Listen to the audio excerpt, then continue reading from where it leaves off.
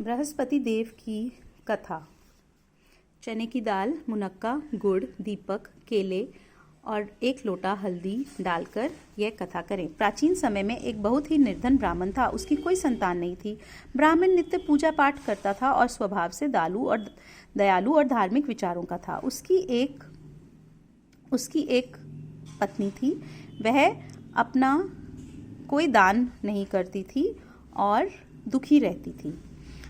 उन्हें एक बालिका प्राप्त हुई जो कि विष्णु भगवान की बहुत पूजा करती थी।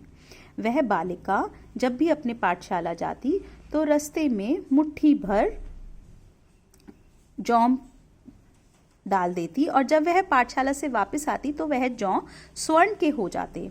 तो एक दिन उसकी माँ ने कहा कि बेटी, सोने के जो जौ हैं उसके लिए एक सोने का सूप होना चाहिए, तो तुम ऐसा बृहस्पति देव से मांगो। तो दूसरे दिन बृहस्पतिवार था। कन्या ने व्रत रखा और भगवान बृहस्पतिवार से कहा, हे प्रभु, यदि मैंने सच्चे मन से श्रद्धा पूर्वक आपकी पूजा की है तो आप मुझे एक सोने का सूप दे दो।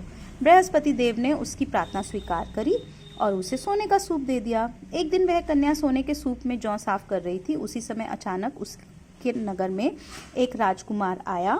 जो राजकुमार उस राजकुमारी को बहुत उसको पसंद आया। तो वह राजकुमार अपने राजा के पास गया। तो राजा ने उससे बोला, हे बेटे, तुम्हें किस बात का दुख है? किसी ने तुम्हारा अपमान किया है क्या? तो राजकुमार ने कहा कि मेरे को एक लड़की पसंद आई है और मैं उससे विवाह करना चाहता हूँ। तो राजा ने कहा, वह उसे बड़ा आश्चर्य हुआ। फिर वह उस ब्राह्मण के घर में गया जहाँ वो कन्या थी। घर से ब्राह्मण ने उस राजकुमार के साथ कन्या की विवाह कर दिया। घर से कन्या को विदा हुआ तो ब्राह्मण का घर वापस निर्धन हो गया। जब वह मुश्किल में अपनी बेटी के पास गया तो बेटी ने पिता को बहुत सारा धन देकर विदा किया और वह सुखपूर्वक रहने लगा। ब्राह्मण फिर से निर्धन हो गया।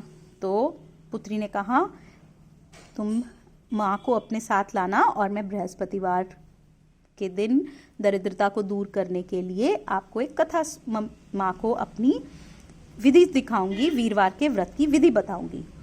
तो उसने बोला, जब उसकी माँ आई कि हे माँ, तुम सुबह उठकर सर्वप्रथम स्नान करो, भगवान विष्णु की पूजा करो और निर्धनता दूर हो जाएगी। परंतु उसकी माँ ने उसकी एक न मानी। उसको सबक सिखाने के लिए उसकी माँ को उसने कोठरी में बंद कर दिया और इसके बाद उसकी माँ प्रतिदिन स्नान करके पूजा करने लगी, जिससे प्रत्येक बृहस्पतिवार के दिन व्रत रखती। उसके प्रभाव से वह अत्यंत धनवान हो गई और वृद्धावस्था की मृत्यु में स्वर्ग को प्राप्त हुई।